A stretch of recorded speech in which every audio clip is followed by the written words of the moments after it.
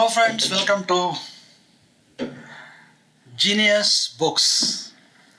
ವಿನೋದ್ ಕಡ್ಕೋಳ ಎಸ್ ಮಾಂಕ್.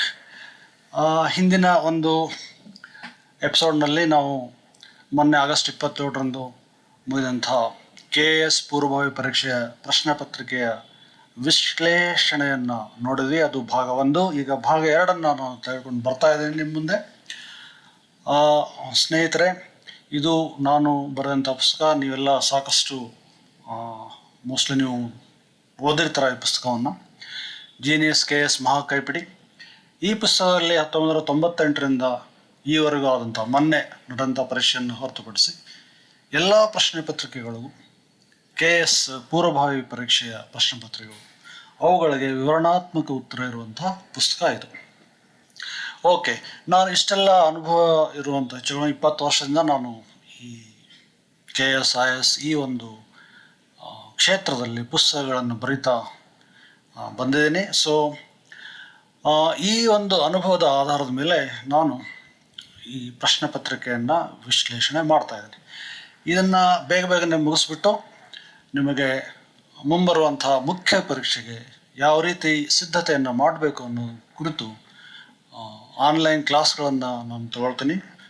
ನೀವು ನಮ್ಮ ಯೂಟ್ಯೂಬ್ ಚಾನಲ್ಗೆ ಸಬ್ಸ್ಕ್ರೈಬರ್ ಆಗಿ ಈ ರೀತಿಯ ಒಂದು ಉಪಯುಕ್ತವಾಗುವಂಥ ವಿಡಿಯೋಗಳನ್ನು ನಾನು ರೆಗ್ಯುಲರ್ ಆಗಿ ಅಪ್ಲೋಡ್ ಮಾಡ್ತಾ ಇರ್ತೀನಿ ಇನ್ನು ಮುಂದೆ. ಹಾಗೆಯೇ ಇವತ್ತೇ ಅಂದರೆ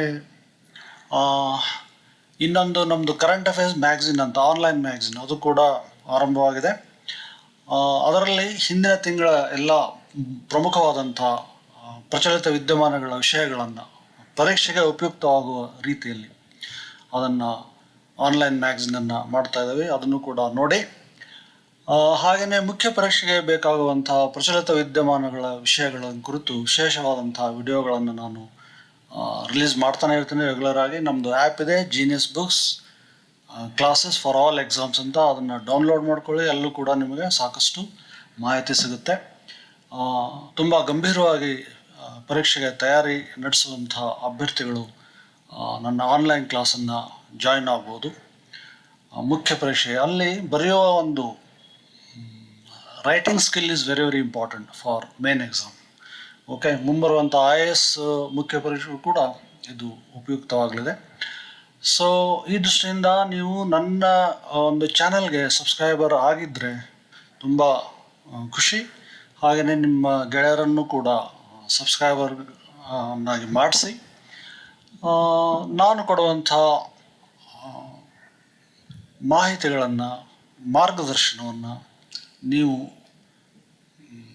ಬಳಸಿಕೊಂಡು ಪರೀಕ್ಷೆಯಲ್ಲಿ ಅತ್ಯುತ್ತಮವಾದಂಥ ಅಂಕಗಳನ್ನು ಪಡೆಯಬಹುದು. ಓಕೆ, ಈಗ ಹಿಂದಿನ ಒಂದು ಭಾಗ 1ರಲ್ಲಿ ನಾವು 20ನೇ ಪ್ರಶ್ನೆವರೆಗೂ ನೋಡಿದ್ವಿ. ಓಕೆ, ಅದು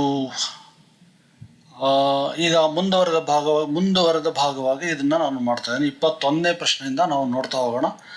ಈ ಒಂದು ಪತ್ರಿಕೆ 1ರಲ್ಲಿ ಇನ್ನೂ 80 ಪ್ರಶ್ನೆಗಳಿದೆ.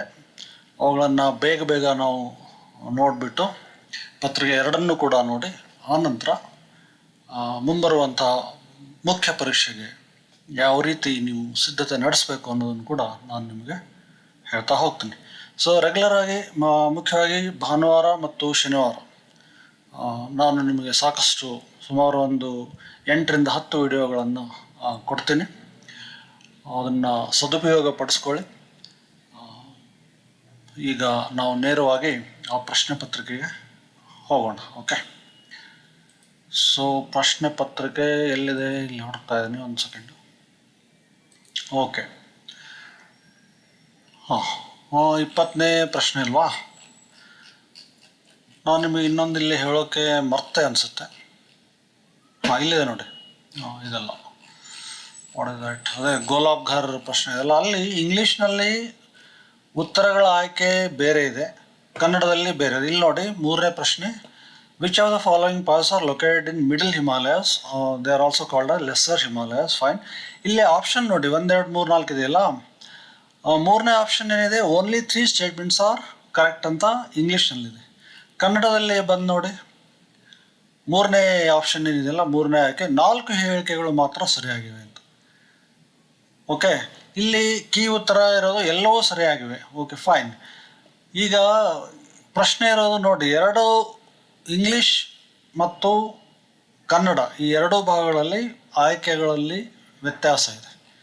ಈ ರೀತಿಯ ಒಂದು ಗೊಂದಲ, ಇದಕ್ಕೆ ಪರಿಹಾರ ಏನು ಕೊಡ್ತಾರೆ KPSC ಅವರು ಗೊತ್ತಿಲ್ಲ. ಸೊ ನೀವು ಆ ಪ್ರಶ್ನೆಗೆ ಅಟೆಂಪ್ಟ್ ಮಾಡಿದರೆ ಗೊತ್ತಿಲ್ಲ, ನೀವು ಏನು ಉತ್ತರ ಕೊಟ್ಟಿದ್ದೀರೋ ಗೊತ್ತಿಲ್ಲ. ಕನ್ನಡದಲ್ಲಿ ನೋಡಿ ಕೊಟ್ಟಿದ್ರೆ ಇಲ್ಲಿ 4 ಹೇಳಿಕೆಗಳು ಮಾತ್ರ ಸರಿ ಅಂತಿದೆ, ಅಲ್ಲಿ 3 ಅಂತಿದೆ. ನೀವು ಅದು ಉತ್ತರ ಅಲ್ಲ, ಸರಿಯಾದ ಉತ್ತರ ಎಲ್ಲವೂ ಸರಿಯಾಗಿವೆ ಅಂತ. ಬಟ್ ಗುಲಾಬ್ ಭರ್ ಅಂತಿದೆ, ಗುಲಾಬ್ ಘರ್ ಅಂತ ಹೋಗಿತ್ತು. ನಾನು ಆಲ್ರೆಡಿ ಅದನ್ನು ಎಕ್ಸ್ಪ್ಲೇನ್ ಮಾಡಿದ್ದೀನಿ ನಿಮಗೆ. ಸೊ ಈಗ ಮುಂದೆ ಹೋಗೋಣ. ಅಲ್ಲಿರುವಂಥ ಆಯ್ಕೆಗಳು ಇಂಗ್ಲೀಷಲ್ಲಿ ಬೇರೆ ಇದೆ, ಕನ್ನಡದಲ್ಲಿ ಬೇರೆ ಇದೆ. ಅದನ್ನು ನಾನು ನಿಮಗೆ ಹೇಳಬೇಕಿತ್ತು. ಓಕೆ, ನಾವು ಅದನ್ನು ನೀವು ಆಕ್ಷೇಪಣೆಯಲ್ಲಿ ಅದನ್ನು ಸಲ್ಲಿಸಿ. ಈ ರೀತಿ ಇದ್ದರೆ ಏನು ಮಾಡ್ಬೇಕು ನಾವು ಅಂತ. ಫೈನ್. ನಾವು 21ನೇ ಪ್ರಶ್ನೆ ಏನಿದೆ ನೋಡೋಣ. 21ನೇ ಪ್ರಶ್ನೆ ಎಲ್ಲಿದೆ? ಬೇಗ ಬಾರಪ್ಪ. ಓಕೆ 1920 20 ನೋಡಿ ಆಯಿತು. 21 ಭಾರತವು ಇತ್ತೀಚೆಗೆ TEPA ವ್ಯಾಪಾರ ಮತ್ತು ಆರ್ಥಿಕ ಪಾಲುಗಾರಿಕೆ ಒಪ್ಪಂದಕ್ಕಾಗಿ. ಓಕೆ, ಇದರಲ್ಲಿ ಏನು ಅಂಥ ಮೇಜರ್ ತಪ್ಪುಗಳೇನು ಆಗಿಲ್ಲ. ಸಣ್ಣ ಪುಟ್ಟ ತಪ್ಪು, ಕಾಗದ ತಪ್ಪುಗಳು ಇದ್ದೇ ಇರುತ್ತೆ, ಅದು ಏನು ಮಾಡೋಕ್ಕಾಗಲ್ಲ. ಸೊ ಇದಕ್ಕೆ 21ನೇ ಪ್ರಶ್ನೆಗೆ ಸರಿಯಾದ ಉತ್ತರ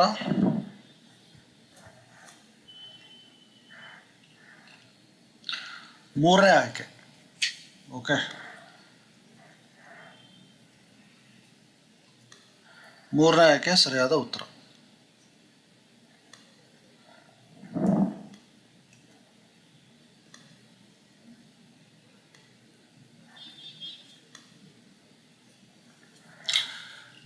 ಇಪ್ಪತ್ತ 2ನೇ ಪ್ರಶ್ನೆ, ಭಾರತದ ಕೇಂದ್ರ ಸರ್ಕಾರವು ತಮ್ಮ ಮುಂದಾಳತ್ವದಿಂದ ಪಡೆದುಕೊಂಡಿರುವ ಕೆಳಗಿನ ಯಾವ ಅವಾರ್ಡ್ ಅನ್ನೋಕ್ಕೆ ಇವರಿಗೆ ಕನ್ನಡ ಪದ ಸಿಕ್ಕಿಲ್ಲ. ಓಕೆ, ಇಂಥ ತಪ್ಪುಗಳು. ಓಕೆ, ಇನ್ನು ಪ್ರಶ್ನೆ ಅರ್ಥ ಆಗ್ತಿದೆ, ಫೈನ್. ಪ್ರಶ್ನೆ ಅರ್ಥ ಆಗದ ರೀತಿಯಲ್ಲಿ ಭಾಷಾಂತರ ಮಾಡಿದರೆ ಆವಾಗ ನಾವು ಆಕ್ಷೇಪ ಮಾಡಲೇಬೇಕಾಗುತ್ತೆ.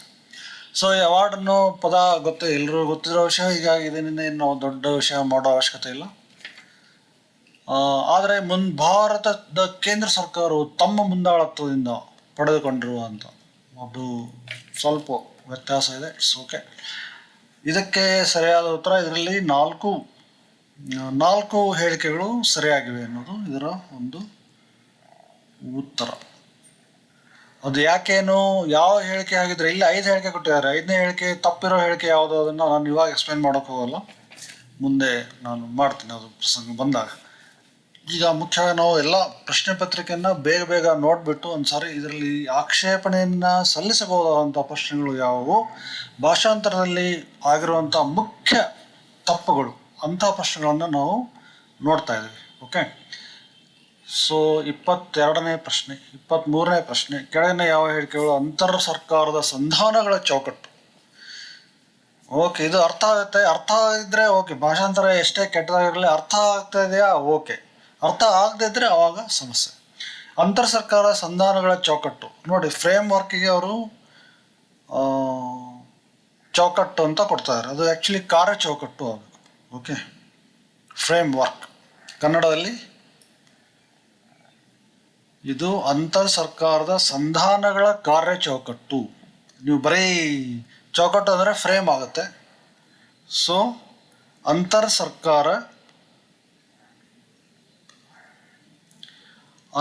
ಸರ್ಕಾರದ ಸಂಧಾನಗಳ ಕಾರ್ಯ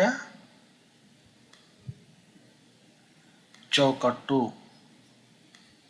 ಇದನ್ನು ನೀವು ಮುಖ್ಯ ಪರೀಕ್ಷೆಯಲ್ಲಿ KS ಇರ್ಬೋದು, IAS ಇರ್ಬೋದು, ಅಲ್ಲಿ ಕನ್ನಡ ಮಾಧ್ಯಮದಲ್ಲಿ ಬರೆಯೋ ಹಾಗಿದ್ರೆ ಇಂಥ ಪದಗಳು ನಿಮಗೆ ಹೆಲ್ಪ್ ಆಗುತ್ತೆ. ಓಕೆ, ಅದಕ್ಕೆ ನೆನಪಿಟ್ಟುಕೊಳ್ಳಿ, ಫ್ರೇಮ್ ವರ್ಕಿಗೆ ಕಾರ್ಯ ಚೌಕಟ್ಟು ಅಂತ ಬರೀರಿ. ನೀವು ಬರೀ ಚೌಕಟ್ಟು ಅಂತ ಬರೀಬೇಡಿ. ಚೌಕಟ್ಟು ಅಂದರೆ ಒಂದು ಫ್ರೇಮ್ ಆಗುತ್ತೆ, ಬಂಧಿಸಿ ಇಟ್ಟಂಗೆ ಆಗುತ್ತೆ ಚೌಕಟ್ಟು. ಆ ಒಂದು ಫ್ರೇಮಲ್ಲೇ ಇರಬೇಕು. ಇದು ಕಾರ್ಯ ಚೌಕಟ್ಟು ಅಂದರೆ ನಿಮಗೆ ಅದು ಕೆಲಸ ಮಾಡುವಂಥ, ಕಾರ್ಯವನ್ನು ನಿರ್ವಹಿಸುವಂಥ ನಿರ್ಬಂಧನೆಗಳೇನಿರುತ್ತಲ್ಲ ಅದು ಕಾರ್ಯ ಚೌಕಟ್ಟು. ಬರೀ ಚೌಕಟ್ಟು ಅಂದರೆ ಅದಕ್ಕೆ ಅಷ್ಟೊಂದು ಸರಿಯಾದ ಅರ್ಥ ಬರಲ್ಲ. ಓಕೆ, ಇದಕ್ಕೆ ಕೀ ಉತ್ತರ 2. 24 ನಾಗರ್ನೋ ಕಾರಬಾಕ್ ಪ್ರದೇಶ ಸಂಘರ್ಷಕ್ಕೆ. ಓಕೆ, ಇದರಲ್ಲಿ ಏನಂತ ಭಾಷಾಂತರದಲ್ಲಿ ಅಂತ ತಪ್ಪುಗಳೇನಿಲ್ಲ, ಸೊ ಆಕ್ಷೇಪಣೆ ಸಲ್ಲಿಸುವಂಥದ್ದು ಏನಿಲ್ಲ ಇದರಲ್ಲಿ. ಇದರ ಒಂದು ಕೀ ಉತ್ತರ 3. ಕ್ಯಾಟಲಿನ್ ಕರಿಕೋ ಮತ್ತು ಡ್ರೂ ವೈಸ್ ಮನ್ನನ ಜೋಡಿಗೆ ತಮ್ಮ ಇಂಥ ಸಣ್ಣ ಪುಟ್ಟ ತಪ್ಪುಗಳು ಇರುತ್ತೆ, ಅದನ್ನೇನು ಮಾಡೋಕ್ಕಾಗಲ್ಲ. ಸೊ ಈ ನೊಬೆಲ್ ಪ್ರಶಸ್ತಿ ಯಾರಿಗೆ ಸಿಕ್ಕಿದೆ ಅಂತ, ಇದನ್ನ 4ನೇದು ಇದಕ್ಕೆ. ಓಕೆ, 23 ಆಯಿತು, 24 ಆಯಿತು, 25 ಆಯಿತು. ಓಕೆ, 26ನೇ ಪ್ರಶ್ನೆ ಇದೆ ನೋಡಿ. ಇದು ಆಕ್ಷೇಪಣೆ ಸಲ್ಲಿಸಲು ಇರುವಂಥ ಇನ್ನೊಂದು ಬಹುಮುಖ್ಯ ಪ್ರಶ್ನೆ. ಬಿದ್ರಿವೇರ್ಗೆ ಸಂಬಂಧಿಸಿದ ಕೆಳಗಿನ ಹೇಳಿಕೆಗಳನ್ನು ಪರಿಗಣಿಸಿ. ಬಿದ್ರಿವೇರ್ ಎಂಬುದು ಎಂಬುದು ಆಗಿದೆ. ಓಕೆ, ಎಂಬುದು. ಇಂಥ ಸಣ್ಣ ತಪ್ಪುಗಳು ಓಕೆ, ಅದನ್ನು ಕ್ಷಮಿಸ್ಬೋದು, ಅರ್ಥ ಆಗುತ್ತೆ ನಮಗೆ. ಅದೇನು ಎಂಬುದು ಅನ್ನೋದು ಅಷ್ಟು ಅರ್ಥ ಮಾಡ್ಬೋದು. ಡಿಗ್ರಿ ಮುಗಿಸಿರ್ತೀರ, ಇಂಥ ತಪ್ಪುಗಳು ಅರ್ಥ ಆಗುತ್ತೆ. ಆದರೆ ಮುಂದೆ ಬನ್ನಿ. ಹಿಂದಿನ ವಸ್ತುವಾಗಿದೆ. ಬಿದ್ರಿವೇರ್ ಎಂಬುದು 500 ವರ್ಷಗಳ ಹಿಂದಿನ ವಸ್ತುವಾಗಿದೆ. ವಸ್ತು ಅಂದರೆ ಏನು? ಇಂಗ್ಲೀಷ್ನಲ್ಲಿ ಏನು ಕೊಟ್ಟಿದ್ದಾರೆ ನೋಡಿ. Bidriware is 500 years old art. Okay, art ಅಂತ ಕೊಟ್ಟಿದ್ದಾರೆ. ಇವರ ಆರ್ಟ್ಗೆ ವಸ್ತು ಅಂತ ಭಾಷಾಂತರ ಮಾಡಿದ್ದಾರೆ. ಸೊ ಇದನ್ನು ನೀವು ಆಕ್ಷೇಪಣೆ ಸಲ್ಲಿಸ್ಬೋದು, ಯಾಕಂದರೆ ಇದು ಆರ್ಟ್ ವರ್ಕ್. ಇದು ಬಿದ್ರಿವೇರ್ ಅನ್ನೋದು ಲೋಹಗಳನ್ನು ಬಳಸಿ, ಮುಖ್ಯವಾಗಿ ಬೆಳ್ಳಿ ಮತ್ತು ಇತರ ಕೆಲವು ಲೋಹಗಳನ್ನು ಬಳಸಿ ಒಂದು ಫೋಟೋ ಫ್ರೇಮ್ ಥರ ಮಾಡಿ ಅದರಲ್ಲಿ ವಿವಿಧ ವಿನ್ಯಾಸಗಳಲ್ಲಿ ಈ ಲೋಹಗಳನ್ನು ಜೋಡಿಸ್ತಾರೆ. ಇದು ಒಂದು ಕಲಾಕೃತಿ ಅಂತ ಹೇಳ್ಬೋದು, ವಸ್ತು ಅಲ್ಲ ಇದು. ಸೊ ಆದರೆ ಬಿದ್ರಿವೇರ್ ಕೇವಲ ಭಾರತೀಯ ನಾವೀನ್ಯತೆ ಆಗಿದೆ. ಇದು ಸ್ವಲ್ಪ ಇಲ್ಲೆಲ್ಲ ತಪ್ಪುಗಳನ್ನು ಮಾಡಿದ್ದಾರೆ, ಸರಿಯಾಗಿ ಇದು ಅರ್ಥ ಆಗಲ್ಲ ಈ ಒಂದು ವಾಕ್ಯ. ಸೊ ಇದನ್ನು ನೀವು ಆಕ್ಷೇಪಣೆ ಸಲ್ಲಿಸ್ಬೋದು. ಓಕೆ, ಇಲ್ಲಿ ನೋಡಿ, ಬಿದ್ರಿವೇರ್ ಎಂಬುದು ಬೆಳ್ಳಿಯಲ್ಲಿ ಡಾಮಸ್ ಸನ್ನಿಂಗ್ ಎಂದು ಕರೆಯಲ್ಪಡುವ ಬೆಳ್ಳಿ ಲೋಹದ ವಸ್ತುವಾಗಿದೆ. ಮತ್ತೆ ವಸ್ತುವಾಗಿದೆ. It is not an object or ಕಲಾಕೃತಿ. Okay, so art work, metal art work, ಮುಖ್ಯವಾಗಿ ಬೆಳ್ಳಿಯನ್ನು ಬಳಸಿರ್ತಾರೆ. ಈ ಡ್ಯಾಮಸನಿ ಅನ್ನೋದು ಡಮಸ್ಕಸ್ ಅಂತ ಕೇಳಿರ್ತಾರೆ ನೀವು. ಯಾವ ದೇಶದ ರಾಜಧಾನಿ ಅಥವಾ ಯಾವ ದೇಶದ ಒಂದು ನಗರ ಇದು? ಡಮಸ್ಕಸ್, ಪತ್ತೆ ಹಚ್ಚಿ. ಸೊ ಈ ಒಂದು ಓಕೆ, ಇದು ಪರ್ಷಿಯನ್ ಇದಕ್ಕೆ ಸಂಬಂಧಪಟ್ಟಿದೆ. ಆ ಒಂದು ನಗರದಲ್ಲಿ ಬೆಳೆದಂಥ ಒಂದು ಕಲೆ ಇದು. ಲೋಹಗಳನ್ನು ಬಳಸಿ, ಮುಖ್ಯವಾಗಿ ಬೆಳ್ಳಿ ಅದನ್ನು ಬಳಸಿ, ಇದಕ್ಕೋಸ್ಕರ ಡ್ಯಾಮಸ್ ಸನ್ನಿಂಗ್ ಅಂತ. ಇಲ್ಲಿ ನೋಡಿ, ಡ್ಯಾಮಸ್ಕಸ್ ಅನ್ನೋದರಲ್ಲಿ ಈ ಒಂದು ನಗರ, ಅದರ ಒಂದು ಮೂಲ ಇಲ್ಲ, ಡ್ಯಾಮಸ್ ಸನ್ನಿಂಗ್ ಅಂತ. ಸೊ ಇಷ್ಟೊಂದು ಸ್ಪಷ್ಟವಾಗಿ ಪ್ರಶ್ನೆಯನ್ನು ಕೇಳೋಕ್ಕೆ ಇವರಿಗೆ ಬರ್ತಾ ಇಲ್ಲ. ಅದಕ್ಕೆ ಭಾಷಾ ಅಂತಂದರೆ ಅರ್ಥ ಆಗಲ್ಲ ಅವ್ರಿಗೆ. ಇಂಗ್ಲೀಷ್ನಲ್ಲಿ ಇರೋದನ್ನು ಕನ್ನಡಕ್ಕೆ ಮಾಡೋಕ್ಕೆ ಬರಲ್ಲ, ಕನ್ನಡದಲ್ಲಿರೋದನ್ನು ಇಂಗ್ಲೀಷ್ ಮಾಡೋಕ್ಕೆ ಬರಲ್ಲ. I don't know. KS ಅಂತ ಬಹುಮುಖ್ಯ ಪರೀಕ್ಷೆಯನ್ನು ಇವರು ಈ ರೀತಿ ಬೇಜವಾಬ್ದಾರಿಯಿಂದ ನಡೆಸ್ತಾರೆ ಅಂದರೆ there is no answer for this. Let us move on. Cannot help. Bidriware ಎಂಬುದು ಭೌಗೋಳಿಕ ಸೂಚನೆಗಳ ನೋಂದಣಿಯಾಗಿದೆ. Okay, blah blah blah. ಇದಕ್ಕೆ ಸರಿಯಾದ ಉತ್ತರ ಎಷ್ಟನೇ ಪ್ರಶ್ನೆ ಇದು? ಓಕೆ, 26ನೇ ಪ್ರಶ್ನೆ.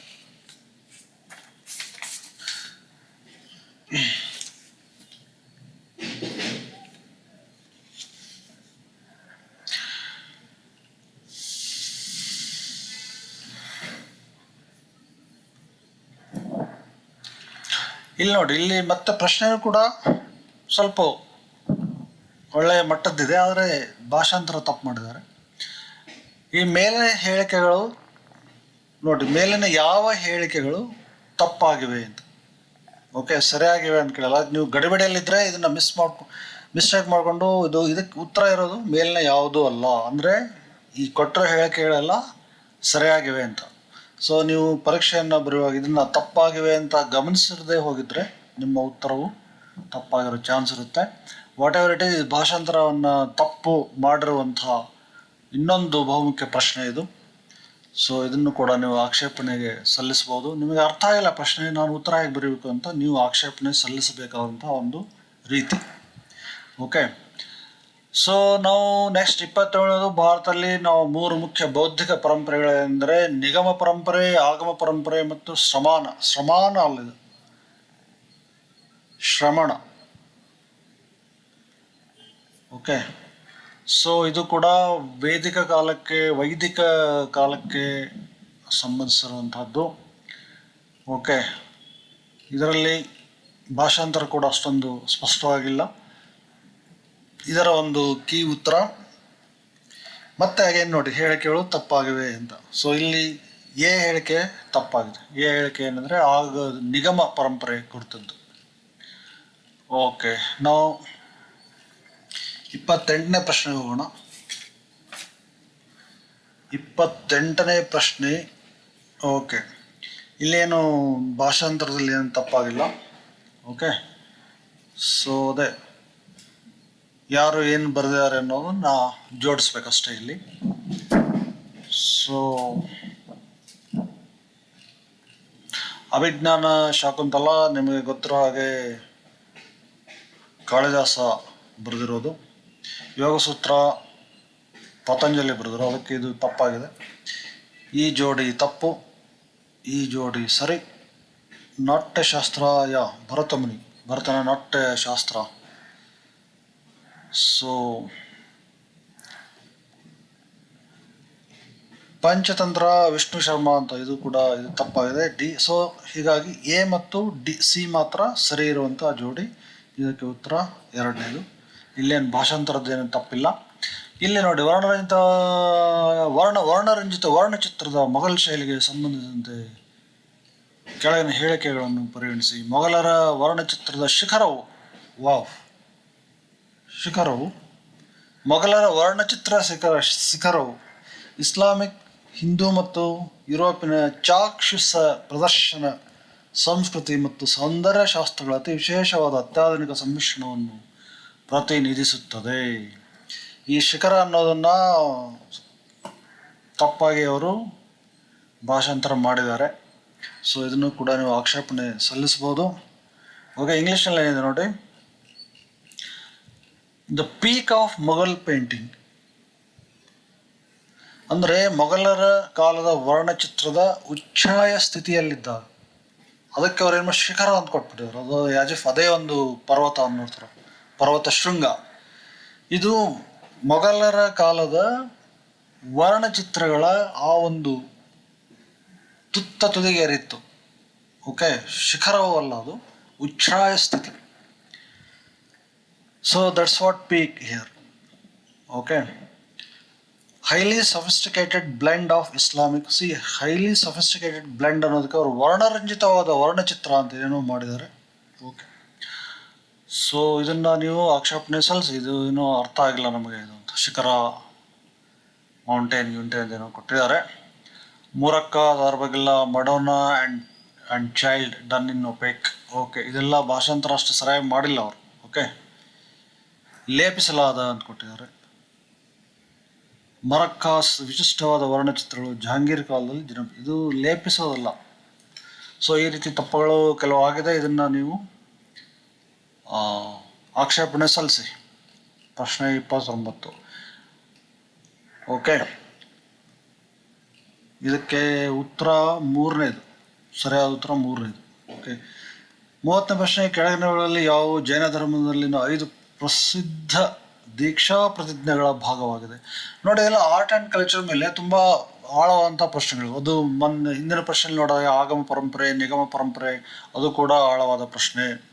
ಇದು ಕೂಡ ನೀವು ಬರೀ ಮೊದಲೆಲ್ಲ ಮಹಾವೀರ ತೀರ್ಥಂಕರರು ಅದು ಈ ಥರ ಪ್ರಶ್ನೆಗಳು ಇರ್ತಾ ಇತ್ತು. ಇವಾಗ ನೋಡಿ, ತುಂಬ ಆಳವಾಗಿ ಜೈನ ಧರ್ಮದವರು, ಜೈನ ಮತದವರು, ಅವ್ರಿಗೂ ಕೂಡ ಕಷ್ಟ ಆಗುವಂಥ ಪ್ರಶ್ನೆ ಇದು. ಓಕೆ, ಪ್ರಸಿದ್ಧ ದೀಕ್ಷಾ ಪ್ರತಿಜ್ಞೆಗಳು 5 ಪ್ರತಿಜ್ಞೆಗಳು, ಅದು ಯಾವ್ದ್ಯಾವುದು, ಅದರಲ್ಲಿ ಯಾವುದು ಅಲ್ಲ ಅನ್ನೋದನ್ನು ಇಲ್ಲಿ ಪ್ರಶ್ನೆ ಕೇಳಿದ್ದಾರೆ. ಸಿ ಅನ್ನೋದು, ಇದು ಸಂಯುಕ ಅನ್ನೋದು ಅಲ್ಲ. ಸೊ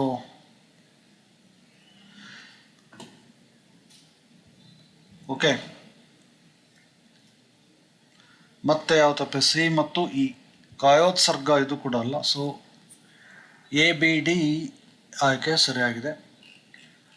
ನೆಕ್ಸ್ಟ್ 29ನೇ ಪ್ರಶ್ನೆ. ಓಕೆ, ದೇವಾಲಯಗಳು ಅವಕ್ಕೆ ಸಂಬಂಧಪಟ್ಟಂತ ನೋಡಿ, ಆರ್ಟ್ ಆ್ಯಂಡ್ ಕಲ್ಚರ್ ಮೇಲೆ ತುಂಬ ಆಳವಾದಂಥ ಪ್ರಶ್ನೆಗಳನ್ನು ಕೇಳಿದ್ದಾರೆ. ಸೊ ಮುಂಬರುವಂತಹ ನಿಮ್ಮ ಓಕೆ ಇದೇನಿದು ಮೋದೇರಾ. ಓಕೆ, ದೇವಾಲಯಗಳು ಮತ್ತು ಅವುಗಳ ವೈಶಿಷ್ಟ್ಯಗಳ ಬಗ್ಗೆ ಕೊಟ್ಟಿದ್ದಾರೆ. ಇಲ್ಲಿ ಏನಂತ ಮೇಜರ್ ಮಿಸ್ಟೇಕ್ ಏನಾಗಿಲ್ಲ ಇಲ್ಲಿ ಭಾಷಾಂತರದಲ್ಲಿ. ಸೊ ಮೇಲಿನ ಎಷ್ಟು ಜೋಡಿಗಳು ಸರಿ ಅಂತ ಕೇಳಿದರೆ ಮೋದೇರಾ, ಬಾಲಾಜಿ ದೇವ್, ಉನ್ನಾವ್ ಇವೆಲ್ಲ ಸರಿ ಇದೆ ಇದು. ಆನಂತರ ಸೂರ್ಯ ದೇವಾಲಯ, ಕೋನಾರ್ಕ, ಜೈನ ದೇವಾಲಯಗಳು, ರಾಣಾ ಕಪೂರ್, ಸತ್ಯಮೂರ್ತಿ ಪೆರುಮಾಳ್ ಇವೆಲ್ಲ ಓಕೆ, ಇದು ಕೂಡ ಸರಿ ಇದೆ. ನೆಕ್ಸ್ಟ್ ಮೂರನೇದು ಸಿ ಕೂಡ ಸರಿ ಇದೆ. ಸೊ ABC 3 ಕೂಡ ಇದು ನಿಮ್ಮ ಉತ್ತರ. ಇಲ್ಲಿ ನೋಡಿ, ಇಲ್ಲೊಂದು ಮಿಸ್ಟೇಕ್ ಮಾಡಿದರೆ ಇದನ್ನು ಕೂಡ ನೀವು ಆಕ್ಷೇಪಣೆ ಸಲ್ಲಿಸಬಹುದು. 32ನೇ ಪ್ರಶ್ನೆ. ಕವಿರಾಜ ಮಾರ್ಗ ಕನ್ನಡ ಸಾಹಿತ್ಯದಲ್ಲಿ ಮೊದಲ ಪದ್ಯಕೃತಿಯಾಗಿದೆ. ಇದು ಪದ್ಯಕೃತಿ ಅಲ್ಲ, ಇದು ಅಲಂಕಾರ ಗ್ರಂಥ ಅಂತ ಹೇಳ್ತಾರೆ. ಕಾವ್ಯದ ಬಗ್ಗೆ ವಿಶ್ಲೇಷಣೆ ಇರುವಂತಹ ಅಲಂಕಾರ ಕೃತಿ ಅಥವಾ ಒಂದು ಶಾಸ್ತ್ರೀಯ. ಇದರಲ್ಲಿ ಪದ್ಯಗಳು ಹೇಗಿದ್ದು, ಅದರ ಒಂದು ಲಕ್ಷಣಗಳೇನು, ಹಿಂದೆ ಇದ್ದಂತಹ ಕವಿಗಳು ಯಾರು ಅನ್ನೋದ್ರ ಬಗ್ಗೆ ಇದರಲ್ಲಿ ವಿವರಣೆ ಇದೆ. ಸೊ ಇದು ಅಲಂಕಾರ ಶಾಸ್ತ್ರ ಗ್ರಂಥ. ಸೊ ಪದ್ಯಕೃತಿ ಅಲ್ಲ, ಇದನ್ನ ನೀವು ಆಕ್ಷೇಪಣೆಯನ್ನ ನೀವು ಸಲ್ಲಿಸ್ಬೋದು. ಯಾಕೆಂದ್ರೆ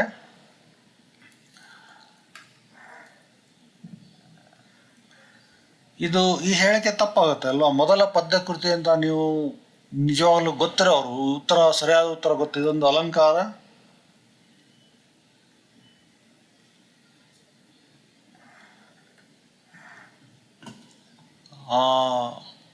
ಅಂತ ಹೇಳಿದಾಗ, ಮೊದಲನೇ ಹೇಳಿಕೆ ತಪ್ಪಿದೆ ಅಂದಾಗ ನೀವೇನ್ ಮಾಡ್ತೀರಾ, ಉತ್ತರಗಳ ಆಯ್ಕೆಯಲ್ಲಿ ನೋಡಿ ಡಿ, ಇದನ್ನು ರಾಷ್ಟ್ರಕೂಟರ ಕಾಲಾವಧಿಯಲ್ಲಿ ಬರೆಯಲಾಯಿತು, ಇದು ಸರಿ ಇದೆ. ಓಕೆ, ಇದು ಸರಿ ಇದೆ. ಸೊ ನಾನು ಇದು ಪದ್ಯಕೃತಿ ಅಲ್ಲ ಅಂತ ಗೊತ್ತಿರೋರು ಬಿ ಮಾತ್ರ ಆಯ್ಕೆಯನ್ನು ಸೆಲೆಕ್ಟ್ ಮಾಡ್ತಾರೆ, ಹೌದಾ. ಸೊ ಇದು ಪದ್ಯಕೃತಿ ಇಲ್ಲದೆ ಇದ್ರೆ ಕವಿರಾಜ ಮಾರ್ಗ ಕನ್ನಡ ಸಾಹಿತ್ಯದಲ್ಲಿ ಅದರ ಮೊದಲ ಅಲಂಕಾರ ಕೃತಿಯಾಗಿದೆ ಅನ್ನೋದಾದ್ರೆ A ಮತ್ತು B ಎರಡೂ ಸರಿ ಅನ್ನೋದು ಇದು ಆಗುತ್ತೆ ಉತ್ತರ. ಓಕೆ, ಸೊ ಇದನ್ನ ನೀವು ಆಕ್ಷೇಪಣೆ ಸಲ್ಲಿಸ್ಬೋದು. ಇದು ಕೀ ಉತ್ತರ ಇರೋದು, ಇದು ಕೊಟ್ಟಿದ್ದಾರೆ. A ಮತ್ತು B ಎರಡೂ ಸರಿಯಾದ ಹೇಳಿಕೆಗಳು ಅಂತ. ಯಾಲಿಗೆ ಸಂಬಂಧಪಟ್ಟಂತೆ ಕೆಳಗಿನ ಹೇಳಿಕೆಗಳನ್ನು ಪರಿಶೀಲಿಸಿ ಅಂತ ಮುಂದಿನ ಪ್ರಶ್ನೆ ಇದು.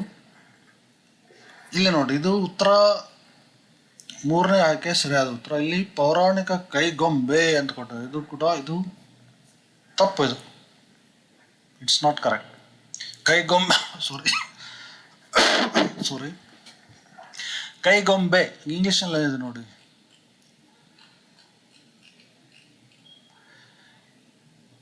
Ali is a Hindu mythological creature sculpted on pillars and pilasters across temples in South India. So ಇದು ಕ್ರಿಯೇಚರ್ ಅಂತ ಒಂದು, ಇದನ್ನ ಕೈಗೊಂಬೆ ಅಂತ ಹೇಗೆ ನೀವು ಅದನ್ನ ಟ್ರಾನ್ಸ್ಲೇಟ್ ಮಾಡಿದ್ದೀರಾ? ಸೊ ಇದು ತಪ್ಪಾಗಿರುವಂತಹ ಒಂದು ಭಾಷಾಂತರ. ಇದನ್ನ ನೀವು ಆಕ್ಷೇಪಣೆ ಸಲ್ಲಿಸ್ಬೋದು. ಯಾಕಂದ್ರೆ ಇದನ್ನ it gives you wrong meaning. So ನೀವು ಅದನ್ನ ತಪ್ಪು ಅಂತ ಇದ್ರ ಬಗ್ಗೆ ಗೊತ್ತಿರೋರು ಕೈಗೊಂಬೆ ಅನ್ನೋದು ಸರಿಯಾದ ಒಂದು ವಿವರಣೆ ಅಲ್ಲ ಅಂದ್ಕೊಂಡು ಈ ಉತ್ತರವನ್ನು ಆಯ್ಕೆ ಮಾಡಲ್ಲ ಅವರು. So they lose marks there. So ಅದನ್ನು ಆಕ್ಷೇಪಣೆ ಸಲ್ಲಿಸಿ. ನೆಕ್ಸ್ಟ್ ಮುಂದಿರೋ ಪ್ರಶ್ನೆ. ಬೌದ್ಧ ಧರ್ಮದ ಬೋಧಿಸತ್ವಕ್ಕೆ ಸಂಬಂಧಿಸಿ ಈ ಕೆಳಕಂಡವರುಗಳಲ್ಲಿ ಯಾರು ಲೋಕಜ್ಞಾನದ ಬೋಧಿಸತ್ವವಾಗಿದ್ದಾರೆ? ಇದೊಂದು ಒಳ್ಳೆ ಪ್ರಶ್ನೆ. ಇದರಲ್ಲಿ ಭಾಷಾಂತರದ್ದು ಏನು ತಪ್ಪುಗಳಿಲ್ಲ. ಮಂಜುಶ್ರೀ ಇದು ಉತ್ತರ. ಅವಲೋಕಿತೇಶ್ವರ ಅನುಕಂಪಕ್ಕೆ ಸಂಬಂಧಪಟ್ಟಂತಹ ದೇವತೆ. ಓಕೆ. ಮಂಜುಶ್ರೀ ಅನ್ನೋದು ಲೋಕಜ್ಞಾನದ ಬೋಧಿಸತ್ವ. ಓಕೆ. ಸೊ ಮಂಜುಶ್ರೀ ಸರಿಯಾದ ಉತ್ತರ. ಇಲ್ಲೇನು ಭಾಷಾಂತರದಲ್ಲಿ ಏನು ತಪ್ಪಾಗಿಲ್ಲ. ಮುಂದಿನ ಕೂಡ ಅಷ್ಟೇ. ರಾಷ್ಟ್ರೀಯ ಕುಟುಂಬ ಆರೋಗ್ಯ ಸಮೀಕ್ಷೆ ಎಲ್ಲ ಸರಿಯಾಗಿದೆ. ಓಕೆ, ಇದಕ್ಕೆ ನಿಮಗೆ 4ನೇದು ಉತ್ತರ ಇದು. ಆ ನಂತರ ಮಹಾಜನಪದಗಳ ಬಗ್ಗೆ ನಿಮಗೆ ಗೊತ್ತೇ ಇರುತ್ತೆ. ಅದೊಂದು ಸಿಂಪಲ್ ಪ್ರಶ್ನೆ ಇದು. ರಾಜಧಾನಿಗಳನ್ನು ಕೇಳಿದ್ದಾರೆ, ಮಹಾಜನಪದ ಕೊಟ್ಟಿದ್ದಾರೆ. ಸೊ ಇದರಲ್ಲಿ ಏನು ಅವರು ಕೀ ಉತ್ತರ ಕೊಟ್ಟಿರೋದು 4. ಓಕೆ, ನೆಕ್ಸ್ಟ್ 37ನೇ ಪ್ರಶ್ನೆ. ಇಲ್ಲಿ ಏನು ತಪ್ಪುಗಳೇನಿಲ್ಲ ಭಾಷಾಂತರದಲ್ಲಿ, ಅದಕ್ಕೆ ಮುಂದೆ ಹೋಗೋಣ. 37ನೇ ಪ್ರಶ್ನೆಗೆ ಕೀ ಉತ್ತರ ಅವ್ರು ಕೊಟ್ಟಿರೋದು 3ನೇದು. ಓಕೆ, ಅಂದರೆ ಸಂಧ್ಯಾಕರಣನಂದಿ ಅವನು ಬರೆದಿರೋದು ರಾಮಚರಿತ್ರ. ಬಿಲ್ಹಣನ ಬಗ್ಗೆ ನೀವು ಕೇಳಿರ್ತೀರ. ಬಿಲ್ಹಣ ವಿಕ್ರಮಾಂಕ ದೇವ. ಓಕೆ. ಹೇಮಚಂದ್ರ ಕುಮ್ರ ಅಂತ, ಕುಮಾರ ಪಾಲಚರಿತ ಅದು. ಓಕೆ. ಚಾಂದ್ ಬರ್ದ ಪೃಥ್ವಿರಾಜ್ ಚೌಹಾಣ್ ಬಗ್ಗೆ ಗೊತ್ತಿರೋದು ನಿಮಗೆ. ಸೊ ಅವನು ಬರೆದಿರೋದು ಪೃಥ್ವಿರಾಜ್ ಚೌಹಾಣ್ ಬಗ್ಗೆ ಚಾಂದ್ ಬರ್ದ. ಸೊ ಇದು ಉತ್ತರ ಸರಿಯಾಗಿದೆ. ನೆಕ್ಸ್ಟ್, ಅಶೋಕನ ಈ ಕೆಳಕಂಡ ಯಾವ ಶಾಸನಗಳನ್ನು ಗ್ರೀಕ್ ಮತ್ತು ಅರೇಮಿಕ್ ಲಿಪಿಗಳಲ್ಲಿ ಕೆತ್ತಲಾಗಿದೆ? ಶಾರಿಕೋನ. ಓಕೆ. ಕಳಿಂಗದಿಂದ ನಂದರಾಜನು ತೆಗೆದುಕೊಂಡು ಹೋಗಿದ್ದ ಮೊದಲ ಜೈನ ಪ್ರತಿಮೆಯನ್ನು ರಾಜ ಖಾರವೇಲನು ವಾಪಸ್ ತಂದನು. ಕಲ್ಪಸೂತ್ರದ ಎಲ್ಲ ಸರಿಯಾಗಿದೆ. ನೋಡಿ, ಕೆಲವೊಂದು ಕಡೆ ಕರೆಕ್ಟಾಗಿ ಕೊಟ್ಟಿದ್ದಾರೆ. ಬಹಳಷ್ಟು ಪ್ರಶ್ನೆಗಳಲ್ಲಿ ಭಾಷಾಂತರವನ್ನು ಹದಗೆಡಿಸಿದ್ದಾರೆ. ಯಾಕೆ ಅಂತ ಅರ್ಥ ಆಗ್ತದೆ. ಇಲ್ಲಿ ಭಾಷಾಂತರ ಮಾಡಿದವರು ಬೇರೆ ಇರ್ಬೋದು ಇಂಥ ಪ್ರಶ್ನೆಗಳಲ್ಲಿ. ಇವರಿಗೆ ಇಲ್ಲೇನಂತ ಮೇಜರ್ ತಪ್ಪುಗಳೇನಿಲ್ಲ. ಸೊ ಇದಕ್ಕೆ ಉತ್ತರ ಎ ಮತ್ತು ಬಿ. ನೆಕ್ಸ್ಟ್, ಯಾವ ಆಧುನಿಕ ಚರಿತ್ರಕಾರರು ಕಬೀರ್ನ ಬಗ್ಗೆ ಈ ಕೆಳಗಿನ ಹೇಳಿಕೆ ನೀಡಿದ್ದಾರೆ? ಎಲ್ಲ ಜಾತಿ ಮತ್ತು ಸಮುದಾಯಗಳನ್ನು ಒಗ್ಗೂಡಿಸುವ ಪ್ರೀತಿಯ ಧರ್ಮವನ್ನು ಬೋಧಿಸುವುದು ಕಬೀರ್ ಉದ್ದೇಶವಾಗಿತ್ತು. ಆತ ಈ ಅಂಶವನ್ನು ವಿರೋಧಿಸಿ ಹಿಂದೂ ಮತ್ತು ಇಸ್ಲಾಂ ಹೇಳಿಕೆಗಳನ್ನು ತಿರಸ್ಕರಿಸಿದ್ದ ಮತ್ತು ವ್ಯಕ್ತಿಯ ಆಧ್ಯಾತ್ಮಿಕ ಕ್ಷೇಮಕ್ಕೆ ಪ್ರಾಮುಖ್ಯತೆ ಕೊಡದ ಅಂಶಗಳನ್ನು ತಿರಸ್ಕರಿಸಿದ್ದ. ಫೈನ್, ಸರಿಯಾಗಿದೆ ಇದು. ಇದಕ್ಕೆ ಉತ್ತರ ತಾರಾಚಂದ್. ಓಕೆ, ನೆಕ್ಸ್ಟ್ ನಾವು ಮುಂದಿನ ಪ್ರಶ್ನೆ ನೋಡೋಣ. 41ನೇ ಪ್ರಶ್ನೆ. ಇಲ್ಲೂ ಕೂಡ ಅಂಥ ಮೇಜರ್ ಮಿಸ್ಟೇಕ್ಸ್ಗಳೇನಿಲ್ಲ. ಓಕೆ, ಎಲ್ಲ ಪ್ರಶ್ನೆಗಳು ತಪ್ಪು ಮಾಡಿದೆ ಅಂತ ಹೇಳೋಕ್ಕಲ್ಲ, ಬಟ್ ಆಗಿರೋ ಭಾಷಾಂತರ ತಪ್ಪುಗಳು ತುಂಬ ಇವೆ. ಸೊ ಇಂಥ ಪರೀಕ್ಷೆಯಲ್ಲಿ ಈ ರೀತಿ ಆಗುವುದು ನ್ಯಾಯಯುತ ಅಲ್ಲ. ಓಕೆ. ಹೇಮು ತನ್ನ ವಿರೋಧಿಗಳ ವಿರುದ್ಧ 22 ಇವೆಲ್ಲ ಹಿಸ್ಟ್ರಿ ಕ್ವಶನ್ಸ್ ತುಂಬ ಡೀಪ್ ಆಗಿದೆ. ಹೇಮು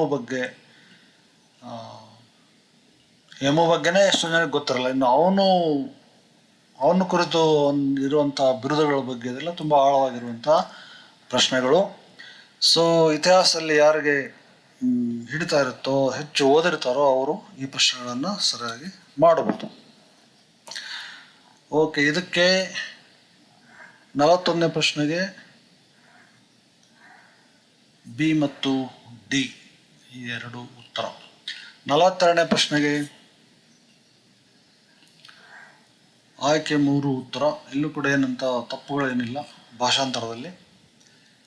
ನೆಕ್ಸ್ಟು 43ನೇದು ರಿಸ್ಲಿಯು 1901ರಲ್ಲಿ ಇವೆಲ್ಲ ಸರಿ ಇದೆ. ಏನಂತ ಮೇಜರ್ ತಪ್ಪುಗಳೇನಿಲ್ಲ. ಕಾಗುಣಿತ ತಪ್ಪುಗಳು ಕೆಲವು ಇರುತ್ತೆ. That's okay. ಸೊ 43ನೇ ಪ್ರಶ್ನೆಯ ಒಂದು ಸರಿಯಾದ ಆಯ್ಕೆ ಎ ಮತ್ತು ಬಿ. 44ನೇ ಪ್ರಶ್ನೆ. ಈ ಹೇಳಿಕೆ ಕೊಟ್ಟಂತವನು ಮಾರ್ಕ್ ವಿಲ್ಕ್ಸ್ ಅಂತ. Historical sketches of south of India in okay, in an attempt to trace the history of Mysore. ಎಂಬ ಹೆಸರಾಂತ ಲೋಕಪ್ರಸಿದ್ಧವಾದ ಈ ಕೃತಿಯನ್ನು ಯಾರು ಬರೆದಿದ್ದಾರೆ? ನೋಡಿ, ಇದು ಕೂಡ ತುಂಬಾ ಆಳವಾದ ಪ್ರಶ್ನೆ. ಸಾಮಾನ್ಯವಾಗಿ ನೀವು ತುಂಬಾ ಜನಪ್ರಿಯವಾಗಿರುವಂತಹ ಪುಸ್ತಕಗಳು, ಅವುಗಳ ಕೃತಿಕಾರರು ಇವುಗಳನ್ನು ನೋಡಿರ್ತೀರ. ಇಲ್ಲಿ ನೋಡಿ, ಪುಸ್ತಕ ತುಂಬಾ ಇದು ಒಳ್ಳೆ ಪ್ರಶ್ನೆ. ಓಕೆ, ನೀವು ತುಂಬಾ ಡೀಪ್ ಆಗಿ ನೀವು ತಯಾರಿ ನಡೆಸಿದ್ರೆ ಇಂಥ ಪ್ರಶ್ನೆಗಳನ್ನು ಸುಲಭವಾಗಿ ಬಿಡಿಸ್ಬೋದು. ಓಕೆ, ನೆಕ್ಸ್ಟ್ 45ನೇ ಪ್ರಶ್ನೆ. ಜೈನ ಶೈಲಿಯ ಪದ್ಮಾವತಿ ಸಮಾಧಿ ಮಾಡಿಬಿಟ್ಟಿದ್ದಾರೆ ಪಾಪ ಇಲ್ಲಿ. ಇದು ಒಂದು ತಪ್ಪು. ಇಂಗ್ಲಿಷ್ನಲ್ಲಿ ಏನು ಕೊಟ್ಟಿದ್ದಾರೆ?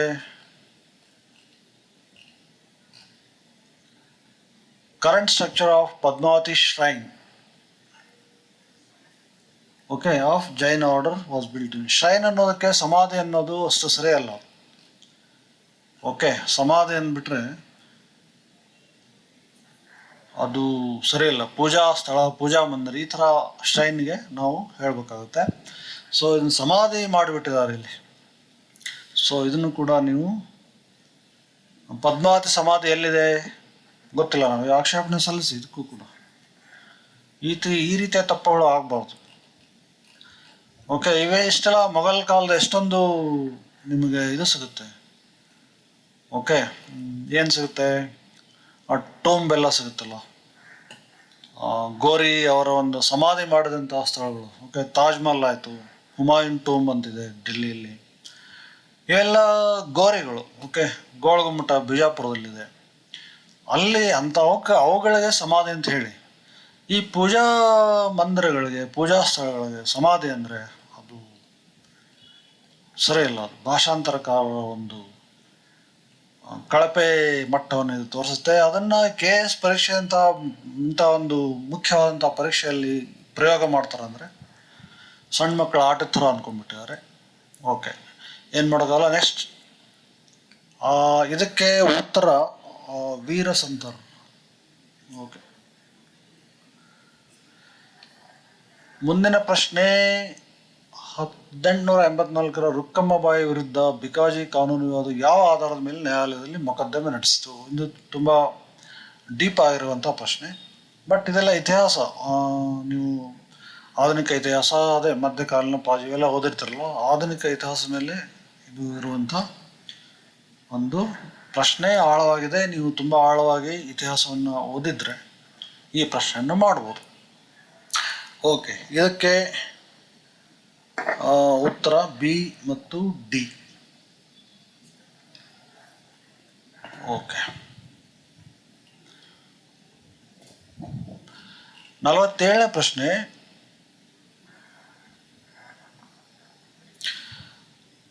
ಇಲ್ಲಿ ಏನು ಅಂತ ಕೆಲವು ಇಂಗ್ಲಿಷ್ ಪದಗಳನ್ನು ಅವರು ಕನ್ನಡದಲ್ಲಿ ಕೊಡಬೇಕಿತ್ತು, ಹಾಗೆ ಇಟ್ಕೊಂಡಿದ್ದಾರೆ. ಅವ್ರಿಗೆ ಅದು ಅರ್ಥ ಆಗಿಲ್ಲ ಅನ್ಸುತ್ತೆ. ಓಕೆ, ಫಾರ್ ಎಕ್ಸಾಂಪಲ್ ಇಲ್ಲಿ ನೋಡಿ, ಕ್ಲೇಮು ಮಾಡುವುದು. ಓಕೆ, ಅದು ಒಂದು ಕನ್ನಡ ಶಬ್ದ ಅನ್ನೋ ಥರನೇ ಯೂಸ್ ಮಾಡಿದ್ದಾರೆ. ಆನಂತರ ಇಲ್ಲಿ ಮಿಲೆಟ್ಗೆ ಏನು ಕನ್ನಡದಲ್ಲಿ ಏನು ಶಬ್ದ ಇಲ್ವಾ? ಇಂಥ ತಪ್ಪುಗಳನ್ನು ಮಾಡಬಾರ್ದು. ಇದು ಕನ್ನಡ ಭಾಷೆಗೆ ಆಗಿರುವಂಥ ಅವಮಾನ ಅಂತಲೇ ಹೇಳಬೇಕಾಗುತ್ತೆ. ಓಕೆ, ಇದಕ್ಕೆ 47ನೇ ಪ್ರಶ್ನೆಗೆ ಉತ್ತರ ಎರಡನೇದು ಕೀ ಉತ್ತರ ಅವರು ಕೊಟ್ಟಿರೋದು. ಈ 48ನೇ ಪ್ರಶ್ನೆಯಲ್ಲಿ ಕೂಡ ಏನಂತ ತಪ್ಪಿಲ್ಲ ಭಾಷಾಂತರದಲ್ಲಿ. 1907ರ ಸೂರತ್ ಅಧಿವೇಶನ, ಅದು ಸೂರತ್ ಇಬ್ಬಾಗ ಅಂತ ಬರುತ್ತೆ.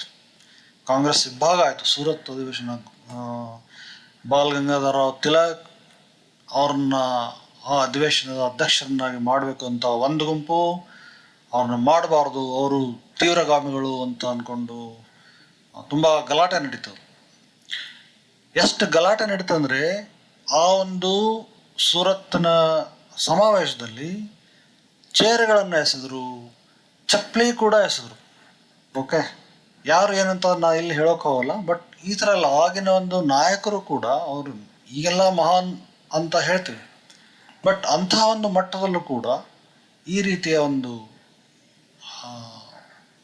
ಜಗಳಗಳು ಅಥವಾ ಚಪ್ಪಲಿ ತೋರುವಂಥ ಒಂದು ಪ್ರಸಂಗ ನಡೀತದೆ ಅಂದರೆ ಅದು ಅಲ್ಲಿನ ಆಗಿನ ಅಧ್ಯಕ್ಷರಿಗೂ ಬಡೀತದು. ಅಲ್ಲಿ ಇದ್ದಂಥ ಅದೆಲ್ಲ ಡಿಟೇಲ್ಸ್ ನಿಮಗೆ ನಾನು ಇನ್ನೊಂದು ಅದು ಪ್ರಸಂಗ ಬಂದಾಗ ಹೇಳ್ತೀನಿ. ಸೊ ಆ ಒಂದು ಅಧಿವೇಶನ ಕುರಿತಂಥ ಒಂದು ಪ್ರಶ್ನೆ ಇದು. ಓಕೆ, ಸೊ ಇದರಲ್ಲಿ ಕರ್ನಾಟಕದಿಂದ ಭಾಗವಹಿಸಿದಂತಹ ಧುರೀಣರು ಯಾರ್ಯಾರು ಅಂತಿದೆ ಪ್ರಶ್ನೆ, ಉತ್ತಮವಾದಂಥ ಪ್ರಶ್ನೆ. ಸೊ ಇದಕ್ಕೆ ಉತ್ತರ ಎಲ್ಲಿರುವಂಥ ಎಲ್ಲ ಗಂಗಾಧರರಾವ್ ದೇಶಪಾಂಡೆ, ಗೋವಿಂದರಾವ್ ಯಾಳಗಿ, ಆಲೂರು ವೆಂಕಟರಾವ್, ಅಣ್ಣಾಚಾರ್ ಹೊಸಕೇರಿ ಮತ್ತು ಶ್ರೀನಿವಾಸ್ ಕೌಜಲ್ಗಿ ಇವರು ಆ ಒಂದು ಸೂರತ್ ಕಾಂಗ್ರೆಸ್ ಅಧಿವೇಶನದಲ್ಲಿ ಭಾಗವಹಿಸ್ತಾರೆ. ಅದು ನಡೆದಿದ್ದ ಯಾವಾಗ 1907 ಹುಟ್ಟಿದಾರಲ್ಲ. ಓಕೆ, ಮುಂದಿನ ಪ್ರಶ್ನೆ,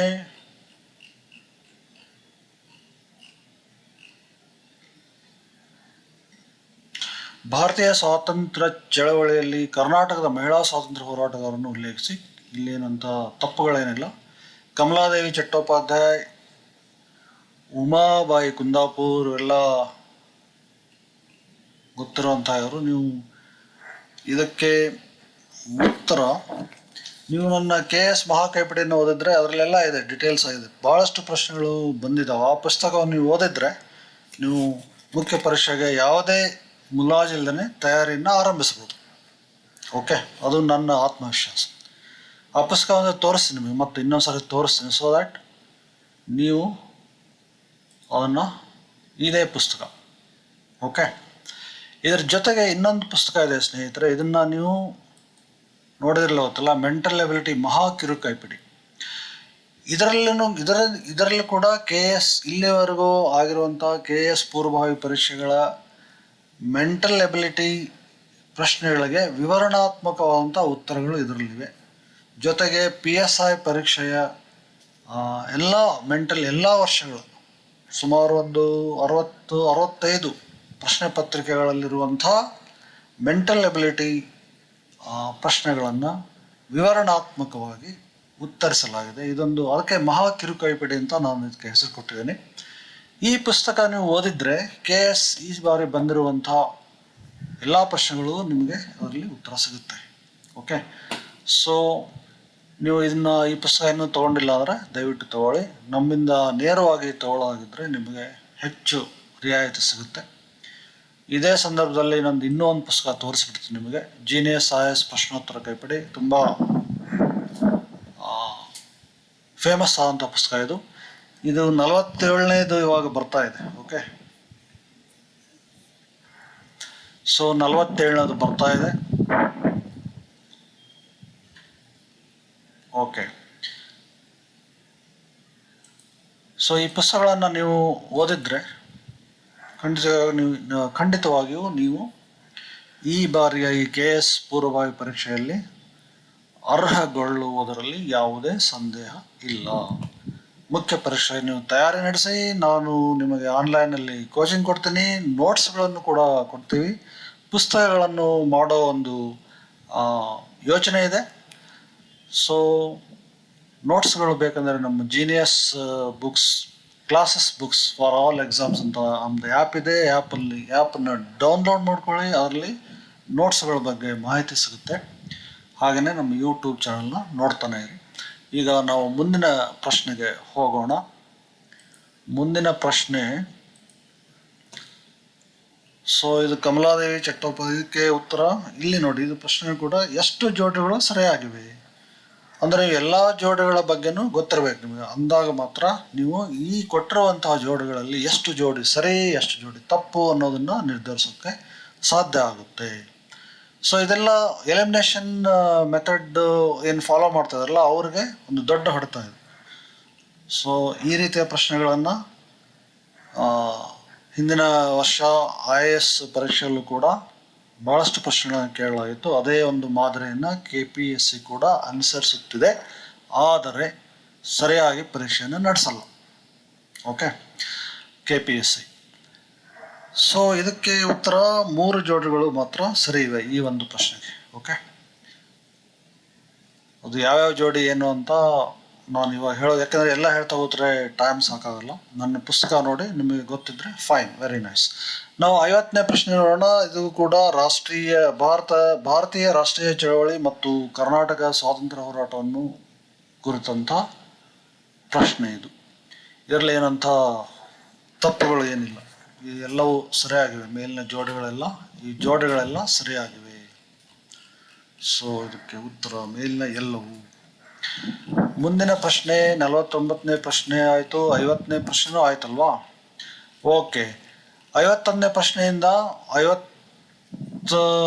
100ನೇ ಪ್ರಶ್ನೆವರೆಗೂ ಮುಂದಿನ ಒಂದು ಎಪಿಸೋಡ್ನಲ್ಲಿ ನೋಡೋಣ. ಭಾಗ 3ರಲ್ಲಿ ನೋಡೋಣ. ಅದಾದ ನಂತರ ಪ್ರಶ್ನೆ ಪತ್ರಿಕೆ 2 ನೋಡೋಣ. ಪ್ರಶ್ನೆ ಪತ್ರಿಕೆ 2ರಲ್ಲೂ ಕೂಡ ಸಾಕಷ್ಟು ತಪ್ಪುಗಳಿವೆ. ಸೊ ಅದನ್ನು ನೋಡೋಣ. ಈ ಒಂದು ಭಾಗ 2 ನಾನು ಇಲ್ಲಿಗೆ ಮುಗಿಸ್ತಾ ಇದ್ದೀನಿ. ವೆರಿ ಸೂನ್ ದ ಭಾಗ 3 part 3 will be uploaded. Thank you very much for watching this video. See you very soon.